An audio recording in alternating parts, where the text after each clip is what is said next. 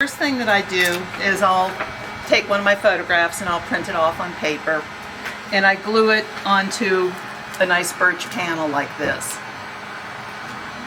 And once it's dried, then I will start adding beeswax, clear beeswax that's mixed with Daymar varnish to develop a nice texture. And I'll usually go one way, and then I'll go the other. But each time I do a layer of anything, whether it's adding the beeswax or whatever, I have to hit it with the heat gun so that the wax melds into the previous layer. In this case, it's just the paper. And you do it until you can it looks like a glazed donut. It does a little bit of a shine. And then you know that you've gotten it hot enough. So I would keep repeating that over and over. This time I'll go the other direction to develop a nice texture.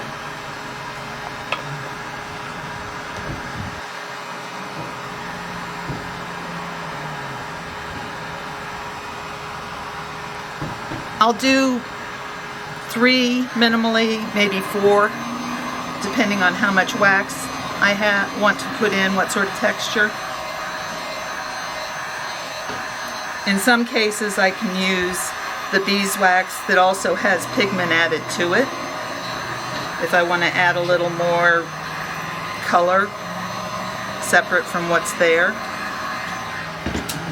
In this case I could add, which I probably wouldn't, but I'm going to for demonstration's sake, a little bit of a, let's be dangerous, let's see. No, that's too dangerous. Okay. We're just going to add a little bit of real light red here. Let's pretend that it's blue. And again, melding it in. As with this one, I'm going to come back in and say, I really want some of these aspens to poke out a little more. So I'm going to get a little white and add some white to the aspens, etc., etc. And maybe that's not enough. Maybe I want to really add some bling to these to the gold quaking aspens to give them a little more zing. Now these are dry pigments and these are oil pigment sticks. Again, each time I do something like that, I would do all of it and then I would come back and I would fuse it. So that it blends.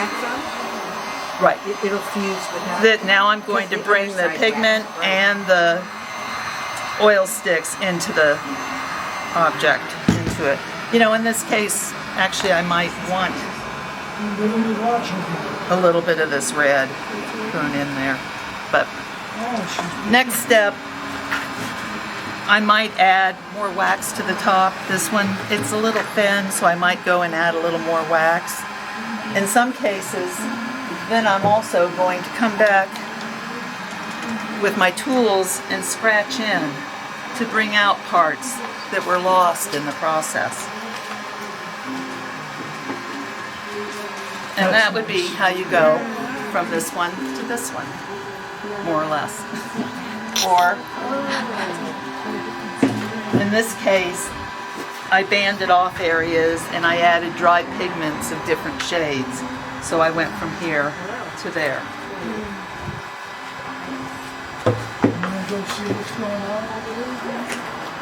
Any other questions?